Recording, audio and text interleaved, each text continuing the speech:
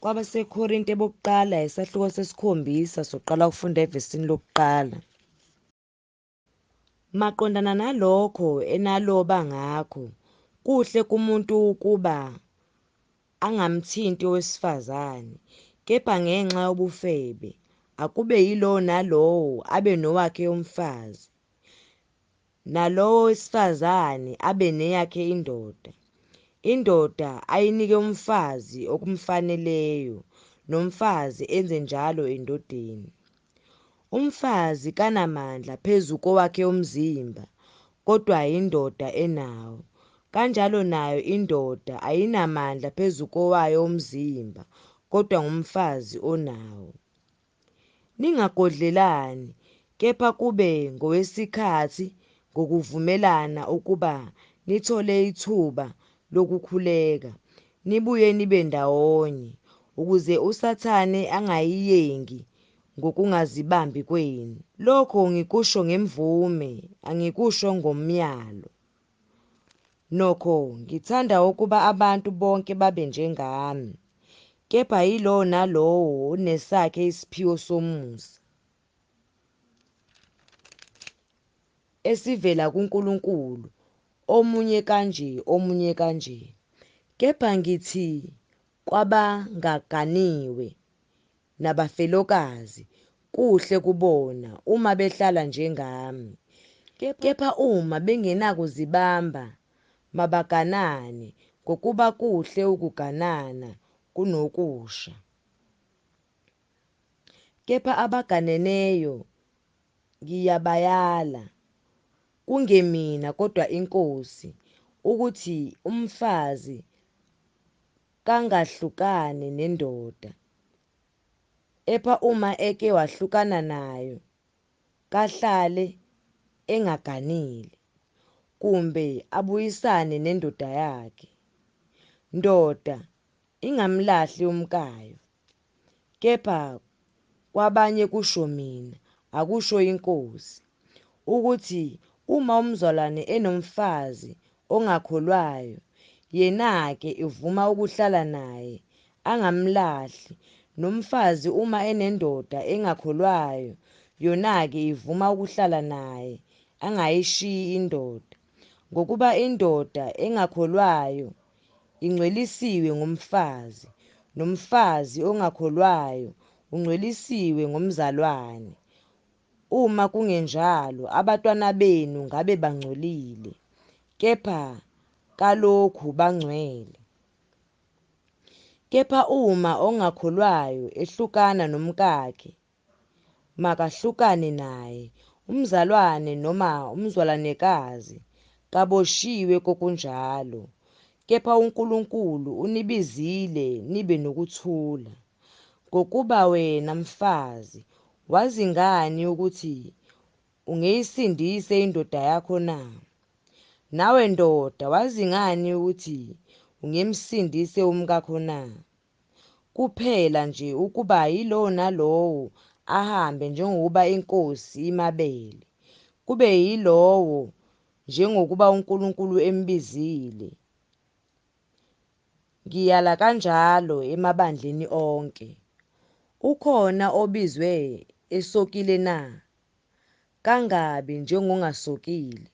Ukhona obizwe engasokile na? Kangasoki. Ukusoka akulutho, nokungasoki akulutho, kuphela ukugcina imiyalo kaNkulunkulu. Akube yilowo nalowo ahlale kulokho kubizwa, abizwe ekukho. Ubizwe uyisigqila na?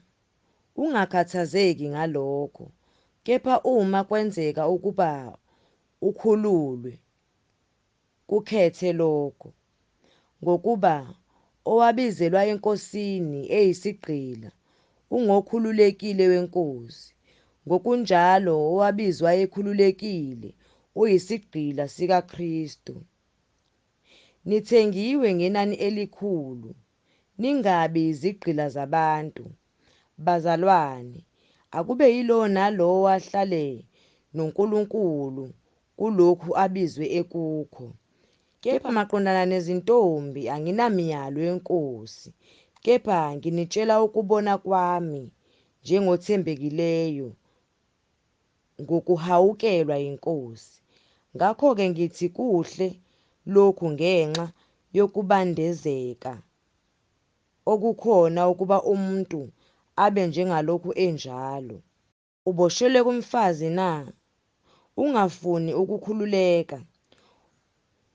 Ukhululekile kumfazi na? Ungamfuni umfazi. Kepha-ke uma uganwa, kawoni, nentombi uma igana, kayoni. Kepha abanjalo bayakuba nosizi enyameni. Kepha mina benginiphephisa. Ngisho lokhu kodwa, bazalwane, ukuthi isikhathi sesinciphile. Ngakho emva kwalokho abanabafazi mababe njengabangenabo, nabakhalayo babe njengabangakhaliyo, nabathokozayo babe njengabangathokoziyo, nabathengayo babe njengabangathengi nto, nabasebenzisa lelizwe babe njengabangalisebenzisi, ngokuba isimo salelizwe siyadlula. Kepha ngifuna ukuba ningabi nakukhathazeka. Ongaganiwe ukhathalela okwenkosi ukuba ungayithokozisa kanjani inkosi. Kepha oganiweyo ukhathalela okwezwe ukuba angayithokozisa kanjani umkakhe.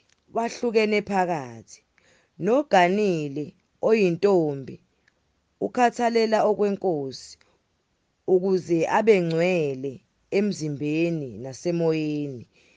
Kepha oganileyo ukhathalela okwezwe ukuba angayithokozisa kanjani indoda yakhe. Ngisho lokhu ukuba kube lusizo kinina. Akusikho ukuba nginigaxe ngentambo, kepha ukuba nihambe ngokufaneleyo, nibambelele enkosini ngokungaphazameki. Kepha uma umuntu ethi wenza okungafanele ngakuyo indodakazi yakhe, uma isikhulile ngeminyaka, akenze akubonayo. Uma kumele ukuba kwenziwe kanjalo, akoni, mabaganane. Kepha omiyo, eqinile enhlizweni yakhe, engacindezelwa lutho, angenza akubonayo. Uma esenqumile enhlizweni yakhe ukuthi uza kugcina indodakazi yakhe iyintombi, wenza kahle. Kanjalo nowendisa indodakazi yakhe, wenza kahle. Kepha ongayendisiyo, wenza kahle kakhulu. Umfazi uboshiwe ngesikhathi indoda yakhe isekhona. Kepha uma indoda isifile, ukhululekile, angendela nakubani ngokubona kwakhe, kuphela ukuba kube senkosini. Kepha unenhlanhla ngokubona kwami, uma ehlala njengalokhu enjalo.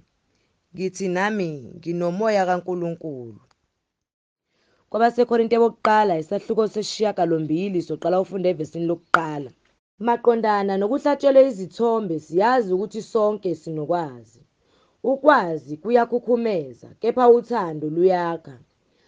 Uma umuntu ethi wazi utho, kakazi njengokuba kufanele ukuba azi. Kepha uma umuntu ethanda uNkulunkulu, yena uyaziwa nguye. Ngakho-ke maqondana nokudla okuhlatshelwe izithombe, siyazi ukuthi asikho isithombe ezweni nokuthi akakho omunye uNkulunkulu, munye kuphela. Ngokuba noma kukhona okuthiwa uNkulunkulu, nokuba kusezulwini nokuba kusemhlabeni, njengokuba bakhona onkulunkulu abaningi namakhosi amaningi, nokho kuthina kukhona uNkulunkulu munye, uYise, ovela kuye konke. Nathi sikhonela yena, neNkosi inye, uJesu Kristu, okungaye konke, nathi sikhona ngaye. Kepha kulokho kwazi akukho kubo bonke, kodwa abanye. Lokhu bejwayelene nezithombe kuze kube manje, bakudla njengokuhlatshelwe izithombe. Nonembeza wabo obuthakathaka uyangcola.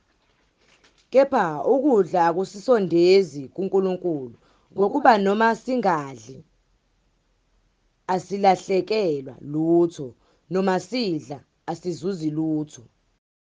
Qaphelani kodwa futhi leli lungelo lenu libe yisikhubekiso kwababuthakathaka, ngokuba uma umuntu ekubona wena enokwazi uhlezi ekudleni ethempelini lesithombe, unembeza walowo osebuthakathaka akayikududeka yini aze adle okuhlatshelwe isithombe na? Khona obuthakathaka useyabhubha ngenxa yokwazi kwakho engumzalwane amfelayo uKristu. Kanjalo uma nona kubazalwane nilimaza unembeza wabo obuthakathaka, niyona kuKristu. Ngalokhu uma ukudla kumkhubekisa umzalwane wami, angisoze ngadla nyama kuze kube phakade, ukuze ngingamkhubekisi umzalwane wami. Kwabasekorinte bokuqala isahluko sesishiyagalolunye soqala ukufunda evesini lokuqala.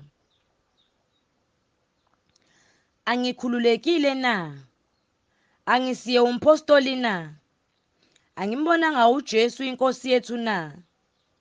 Nina nisiye umsebenzi wami enkosini na? Noma ngingesiye umpostoli kwabanye, nokho kinina nginguye, ngokuba uphawu lobupostoli bami enkosini yinina. Lokhu kungukuziphendulela kwami kwabangisolayo. Asinalungelo yini lokudla nokuphuza na? Asinalungelo yini lokuhamba nomzwalanekwazi ongumkethu njengabanye abapostoli nabafowabo benkosi oKhefase na? Kanti yimi kuphela noBhanaba esingenalungelo lokuyeka ukusebenza na? Ngokuba oke aye empini ngezakhe izindleko na? Ngokuba otshala isivini angazidli izithelo zaso na? Kubani owalusa umhlambi angadli ubisi lomhlambi na? Lokho ngikusho ngokwabantu nje na? Nomthetho kambe kawusho khona na? Awusho khona lokho na? Ngokuba kulotshiwe emthethweni kaMose ukuthi ungayifaki inkabi isifonyo nxa iphula amabele. Konje uNkulunkulu ukhathalela izinkabi na? Noma ukusho ngenxa yethu impela na? Yebo, kwalotshwa ngenxa yethu, ngokuba olimayo kufanele alime enethemba, obhulayo abhule enethemba lokwabelwa naye. Uma thina sihlwanyela kini okomoya, kuyinto enkulu yini uma sizovuna okwenu kwenyama na? Uma abanye behlanganyela lawo mandla phezu kwenu, kungebe yithi kakhulu na? Nokho asilisebenzisanga lelo gunya, kepha sibekezele ngakho konke ukuze singalithi ivangeli likaKristu. Anazi yini ukuthi abaphethe imisebenzi yethempeli badla okwethempeli, nokuthi abakhonza i-althari bahlanganyela ne-althari na? Ngokunjalo iNkosi imisile ukuba abamemezela ivangeli baphile ngevangeli. Kepha nina angisebenzisanga lutho lwalezi zinto, futhi lokho angikulobanga ukuba kwenziwe kanjalo kimi, ngokuba kungaba ngcono kimi ukuba ngife kunokuba umuntu alwenze ize udumo lwami. Ngokuba noma ngishumayela ivangeli, anginaludumo ngalokho ngokuba ngimelo ukwenza njalo ngokuba maye kimina uma ngingalishumayeli ivangeli ngokuba uma ngikwenza lokho ngokuzithandela kwami nginomvuzo kepha uma kungengakho ukuzithandela kwami khona-ke kungumsebenzi engiwuphathisiweyo. Paul, yini umvuzo wami na? Uyilokhu ukuba nxa sishumayela ivangeli ngikwenze ukuba ivangeli lingabizi lutho ukuze ngingasebenzisi ilungelo lami enginalo evangelini ngokuba noma ngikhululekile kubo bonke ngazenza isigqila sabo bonke ukuze ngizuze abaningi kubaJuda ngaba njengomJuda ukuze ngizuze abaJuda kwabaphansi komthetho ngaba njengophansi komthetho noma ngingephansi komthetho mina ukuze ngizuze abaphansi komthetho kwabangenamthetho ngaba njengongenamthetho ngingesiye ongenamthetho kuNkulunkulu kepha ngiphansi komthetho kaKristu ukuze ngizuze abangenamthetho ngaba buthakathaka ukuze ngizuze ababuthakathaka sengaba yikho konke kubo bonke ukuze ngakho konke ngisindise abanye ngikwenze konke ngenxa yevangeli ukuze nami ngibe umhlanganyeli kulona. Anazi yini ukuthi abagijima ngokuncintisana begijima bonke kepha munye wamukela umklomelo? Gijimani kanjalo ukuze niwuthole. Bonke abancintisanayo bayazithiba ezintweni zonke, labo benza ukuze bathole umqhele ophelayo, kepha thina ukuze sithole ongapheliyo. Ngakho-ke mina ngiyagijima kungengokungathi kangiqondi, ngiyagadla kungengokungathi ngishaya umoya, kodwa ngiyawutuba umzimba wami ngiwenze isigqila ukuba mina engishumayeza abanye ngingaliwa mina uqobo.